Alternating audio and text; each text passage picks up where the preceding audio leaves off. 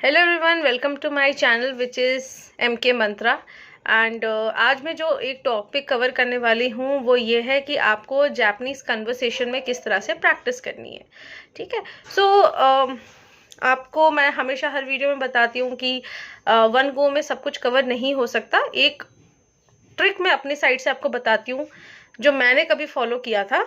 ठीक है। और उसके बाद मैंने इम्प्रूवमेंट देखी अपनी कन्वर्सेशन में, अपनी खाइवा में। ओके, वही ट्रिक मैं आपको बताती हूँ। देखिए, जापानीज कन्वर्सेशन को प्रैक्टिस करने के लिए बहुत सारे तरीके हैं, लेकिन उसको प्रैक्टिस करने से पहले इंसान का खुद से खुश होना बहुत ज़्यादा ज़रूरी है। हम लोग सोचते हैं कि अरे, हम लोगों के साथ क्या होता है कि अरे ये मेरा दोस्त तो इतना फटाफट बोल रहा है, मैं तो बैठा रह जाऊंगा, मैं तो बैठी रह जाऊंगी, अब मैं क्या करूंगी। तो एक तो ये टेंशन कि भाई दोस्तों से आगे निकलना है। उसके बाद उस टाइम पे जापानीज भी कोई नहीं मिलता जिससे हम प्रैक्टिस कर सके।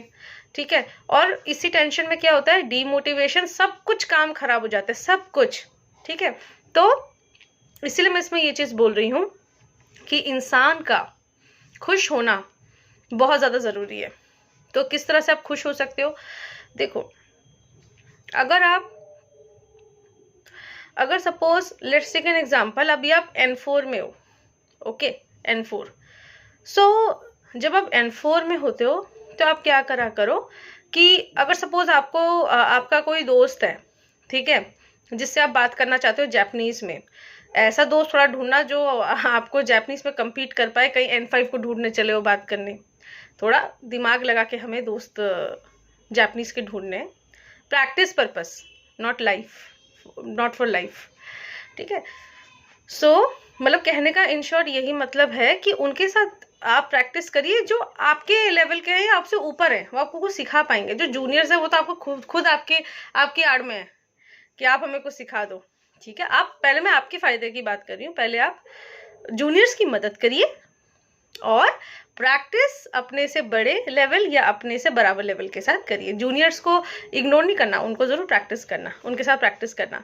सो जब आप suppose let's take an example, मेरा नाम तृप्ति है और मुझे जिसके साथ प्रैक्टिस करना है उसका नाम मनीषा है। ठीक है। हम लोग डेली लड़कियां वाली बातें, जैसे अरे शॉपिंग पे चलना है कभी, अच्छा कब चलना है, इस संडे चलें क्या, अच्छा मैं तो इस संडे फ्री नहीं हूँ। तो उसने कहा कि अच्छा तो फ्री नहीं है। तो इस तरह की हमारी कन्वर्सेशन होती है ना, यही कन्वर्सेशन होती है ना। तो क्यों ना एक काम किया जाए, इन सारी कन्वर्सेशंस को क्यों ना कॉपी में नोट कर लिया जाए। अरे मजाक नहीं कर रही हूँ, मैं सच बता रही हूँ। क्यों ना ऐसे कन्वर्सेशंस को कॉपी में नोट कर दिया जाए। अब ये काम मत करिएगा कि पूरा जो रात, मतलब लड़कियां तो कभी कभी बहुत बातें कर जाती हैं, ऐसा नहीं कि सारी कन्वर्सेशंस आप कॉपी में लिखो। नहीं, मेन कन्वर्सेशंस कि अरे संडे फ्री है क्या, मैं आ जाऊं क्या, संडे कहाँ मिलना है ये तो बता, और इतने बजे तक आ जाएगी। तो अपनी जो स्टार्टिंग है वो ऐसे ऐसे सेंटेंसेस से करो। लाइक आप अपनी स्टार्टिंग कोम्बावा कोनिचिवा से करो। लाइक हेलो, दूसरे ने बोला हेलो, कॉपी में लिखो। A said hello, B said hello, फिर सी क्या बोलता है, हाउ आर यू। कई बार हम लोग ना बेसिक लेवल पे होते हैं और हम इतने ओवर कॉन्फिडेंट हो जाते हैं कि ओ गेंकी देस का, हाई गेंकी देस, इन सबको प्रैक्टिस करना भूल जाते हैं। गलत बात है, प्रैक्टिस हमें जरूर करनी है ये सारी चीजें। तो उसमें लिखो हाउ आर यू और I am fine, thank you. दो लोगों की कन्वर्सेशन बनाओ। और यकीन मानो, पहले दिन ऐसा नहीं कि 15-15 लाइन लिख रहे हो। पहले दिन क्या करो, वो जो 10 लाइन तक लिखो। ठीक है। और 10 लाइन को लिखने के बाद उसी का एक्सेंट प्रैक्टिस करो, उसी का मतलब सब कुछ प्रैक्टिस करो। जैसे मैं आपको एक कन्वर्सेशन बताती हूँ ए और बी के बीच में।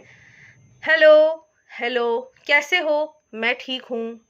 कहाँ हूँ आजकल, मैं तो दिल्ली में हूँ। अच्छा, जॉब कैसी चल रही है, अच्छी चल रही है। आज का दिन कैसा था, अच्छा था। इस तरह से बनाओ। अब आप लोग सोचोगे अरे मैम ये तो पहले से ही हम लोगों का आता है, यही तो ओवर कॉन्फिडेंस ले डूबता है। अरे कोई बात नहीं, 2-4 प्रैक्टिस और हो जाएगी, दोबारा से कर लो। So what I am trying to say here कि इंसान को कभी भी ओवर कॉन्फिडेंट नहीं होना चाहिए। मैं बहुत जनरल बात कर रही हूँ। मैं अगर खुद एडवांस सर्टिफाइड हूँ ना, तो मैं आज भी N5 को एकदम पढ़ती रहती हूँ कि भाई मैं कुछ भूल तो नहीं गई। भाई इंसान हूँ, मेरी भूलने की टेंडेंसी है। ठीक है। सो आई ऑलवेज ट्राई कि एकदम नेचुरल रहो, ठीक है। सो दैट्स वाई आपको मेरी वीडियो में सारी नेचुरल बातें ही मिलेंगी। मैं तो खुद चाहती हूँ आपको कुछ डिबेट करना है करो, बट ये सारे ओपिनियंस मेरे हैं, मैं किसी पे फोर्सफुली नहीं कह रही ये करो वो करो, सारे मेरे ओपिनियंस है कि पहले अपने आप को खुश करो, कि भाई अपने आप को खुश किस तरह से करना है कि पहले बहुत इजी कन्वर्सेशंस बनाओ। तो जैसे अभी एक एग्जांपल मैं देती हूँ कि जैसे फॉर एग्जांपल एक कॉमेडी वाला देखना, ये सीन क्या होता है कि किसी इंसान ने ना खाइवा लिख ली कॉपी में कि कुम्मावा ओ गेंकी देस का हाई गेंकी देस। सो ये सारे उन्होंने अपने कन्वर्सेशन लिख ली, ठीक है, रट ली। तो देखो ज्यादा रटने से भी किस तरह से कन्वर्सेशन हो जाती है, कोनिचिवा ओ गेंकी देस हाई गेंकी देस, ठीक है, धोखा देस का धोखा नहीं सुनते मस्का। तो ऐसे जब हम बोलने लग जाते हैं ना, ऐसा लगता है कि रोबोट से ज्यादा स्पीड आपने पकड़ ली है। मतलब स्पीच शुड बी नेचुरल।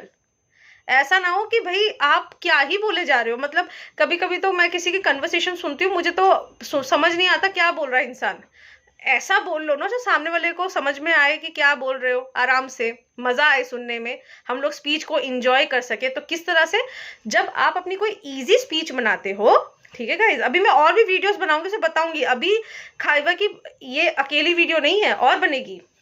तो जब भी आप कोई वीडियो बनाते हो बेसिक वाला, उसके एक्सेंट को प्रैक्टिस करो। आप लोग जान नहीं पा रहे हो कि आप लोग ना एक रोबोटिक्स की तरह बोलते हो, जो कि बिल्कुल अच्छा नहीं लगता सुनने में। जैसे कि सपोज मुझसे बात करनी है आपको, हेलो करना है आपको, कोनिचिवा तृप्ति सा, कोनिचिवा मनीषा सा, ओ गेंकी देस का हाय गेंकी देस।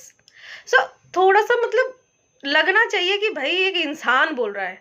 अब रोबोट्स की तरह बोलोगे तो फिर अपने मन की आत्मा निकाल लो, रोबोट बन जाओ। ऐसा मत करो यार, आराम से करो, आराम से बोलो। एक बात आप ध्यान से सुनिए, जापानीज उनकी अच्छी नहीं मानी जाती जो स्पीड में बोलते हैं, उनकी जापानीज अच्छी नहीं मानी जाती। जापानीज उनकी अच्छी मानी जाती है जो समझ में आती है कि क्या पर्सन कह रहा है। जो स्पीड में बोलने की कोशिश करते हैं वो kind of a show off होता है। आप सामने वालों को भी तो समझो ना कि भाई वो कंफर्टेबल हो, हाँ होता है कि भाई हमारी थोड़ी सी स्पीड में हो जाती है जापानीज, बट स्टिल इंसान अपने कंट्रोल में रहता है। तो आज से आप एक चीज याद रखिएगा कि डेली आप क्या करेंगे, आप डेली अपनी कन्वर्सेशंस बनाइए, ठीक है। आप क्या करिए, देखिए जैसे मैं आपको एक आज आप इस वीडियो से एक होमवर्क लेके जाइए। आप ना एक हफ्ता ना कन्वर्सेशंस बनाइए 15-15 लाइन की, चलो ठीक है, 15-15 लाइन की, और एकदम सिंपल कि खाना हो गया, हाँ हो गया, और कहाँ गए थे, अच्छा मैं यहाँ गया था, ये पहले दिन की कन्वर्सेशन। अच्छा जॉब कैसी चल रही है, अच्छा था, अच्छा जॉब में करते क्या हो, मैं ये करता हूँ, अच्छा ये तो बड़ा डिफिकल्ट है, हाँ कर लेता हूँ, ये दूसरे टाइप की है। तो ऐसा ना 7 दिन करो विदाउट एनी मिस।